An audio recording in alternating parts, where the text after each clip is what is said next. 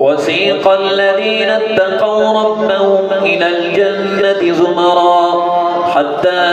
إذا جاءوها وفتحت أبوابها وقال لهم خزنتها سلام عليكم طبتم فادخلوها خالدين وقالوا الحمد لله الذي صدقنا وعده وأورثنا الأرض نتبوأ من الجنة حيث نشاء فنعم أجر العاملين وترى الملائكة حافين من حول العرش يسبحون بحمد ربهم